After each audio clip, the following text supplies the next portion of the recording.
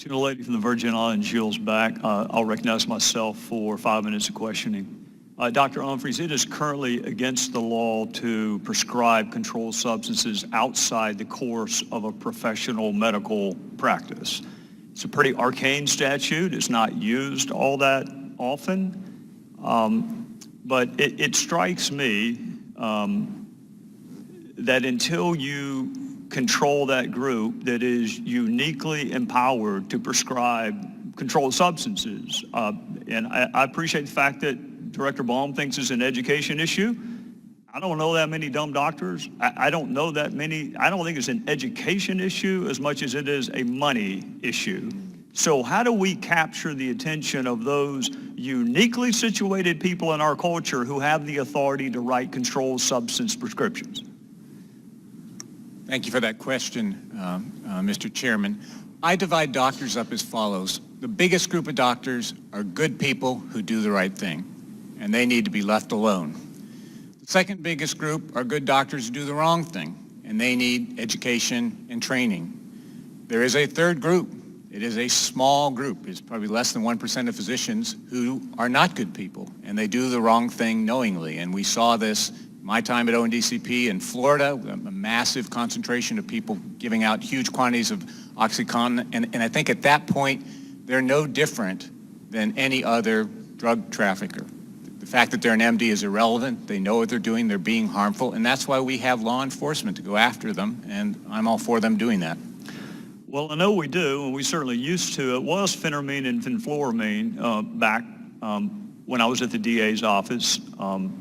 But DA diversion is not as active, unless you know something I don't know. They're not as active as they once were. So I get that it's hard to go after doctors, and just so the record's clear, my dad's a physician. I actually like doctors, but they are uniquely empowered in our culture. Jerry Connolly can't write a prescription for an antibiotic or a controlled substance. Doctors can, and you can be in this specialty, but write an analgesic prescription. So I'm with you. I appreciate the deference you show to physicians that it's an education, and I do think the overwhelming majority want to do the right thing for the right reasons. But there's a lot of money in this particular realm. And until there are prosecutions for physicians who prescribe outside the course of a professional medical, and what I mean by that, just so nobody thinks I'm getting too complicated, writing a prescription on a cocktail napkin at a bar for someone you just met that you've never done any diagnostic test on, you just happen to take his or her word, I like my chances in front of a jury of that being outside the course of a professional medical practice. So, Mr. Baum, as you write your plan, it'd be great if you could address DEA diversion and whether or not they're being plussed up. I know it's tough to go after doctors. Juries are sympathetic with them, but they're uniquely positioned in our culture, and somehow or another we got to address it. Dr. Humphreys, let me ask you this. You mentioned drug court a couple of times. Do you have a position, or is there research that indicates whether pre-adjudication drug courts or post-adjudication drug courts work better? I'm not aware of research that proves that point because those populations are really different kinds of people, typically, the people who are given the option early versus later. I do know that both drug courts as well as other models that have been promulgated, Hope Probation is one that now the federal government supports, 24/7 sobriety on the alcohol side, where you use the court as a mechanism to enforce abstinence with regular checks and treatment backup as needed, all show very good outcomes. We should be doing those much more. By good outcomes, I mean you get the trifecta. The public is safer because the person's held accountable, substance use goes down, and then incarceration goes down. Well, I want you to help me with something if you can, and I ask this respectfully. As you travel, if you're ever invited to address a group of public defenders or criminal defense attorneys, oftentimes they will refuse the offer of drug court because probation is easier. It is not better for their client, but it's easier. So we've got to kind of reconfigure what is in the best interest of the client remaining addicted, but just having a shorter period of probation is not in the best interest of the client, and they'll believe you and they won't believe an old prosecutor. So in my remaining time, Director Baum, in case my mom is watching, I want to be really clear. I'm not advocating for the legalization of marijuana. I want to be very, very clear about that. However, I don't understand why it's a Schedule 1. It's certainly not treated as a inherently dangerous substance for which there is no medicinal value. It takes a tractor trailer full of marijuana to even trigger a mandatory minimum under our drug laws.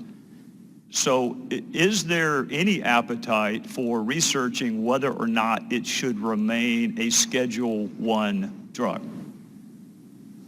Congressman, the administration doesn't have a position on that, but I'm happy to dialogue with your office. And let me just briefly say that we strongly support research on medical use of marijuana. And if there are obstacles that we see that prevent good research, we want to address those obstacles. Because if there are component elements of marijuana that could be put through the FDA process and turned into medicines that could help people in this country, we want to do that. So we do think there's some potential, and we support research on the subject. Well, just so everyone's clear, methamphetamine is scheduled what?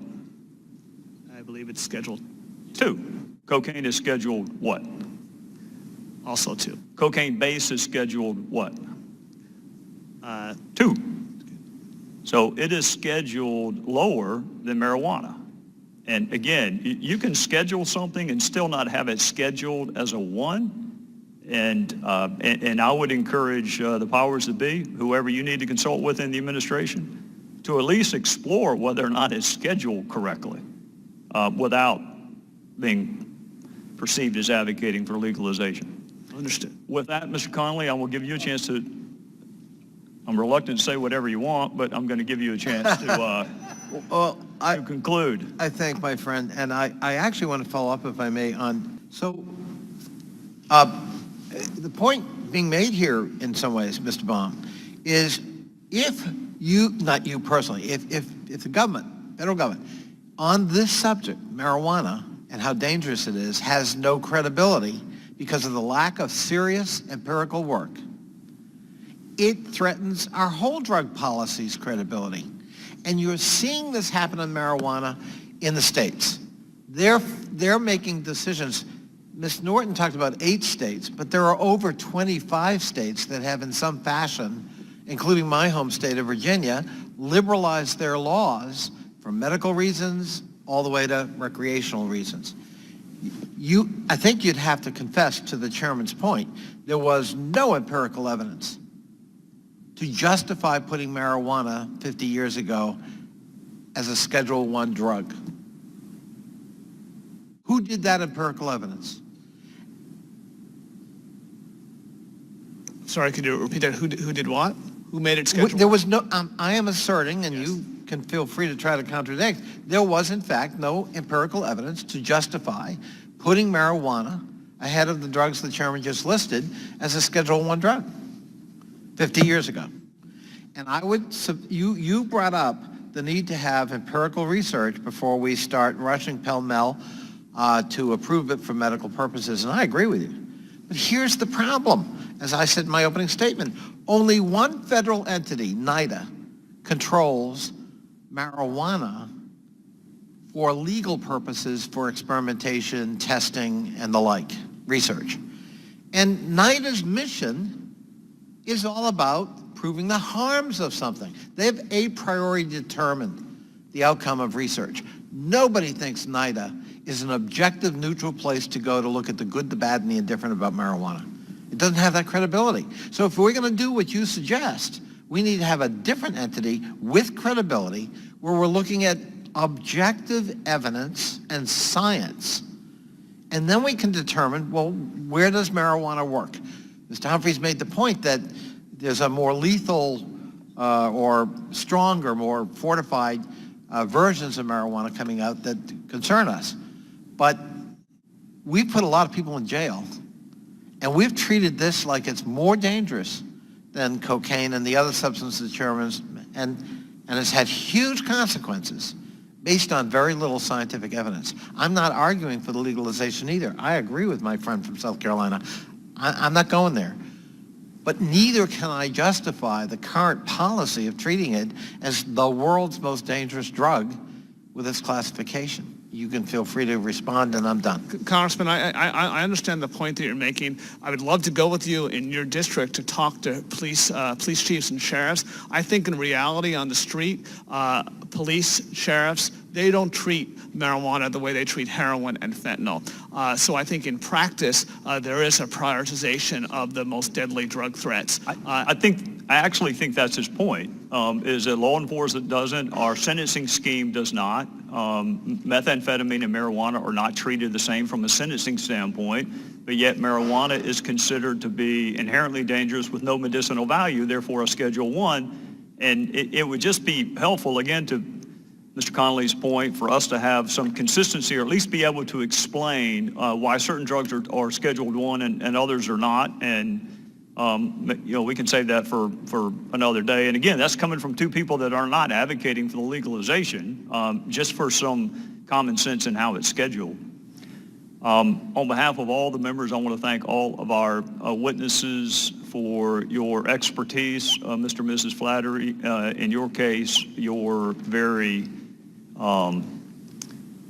tragically earned expertise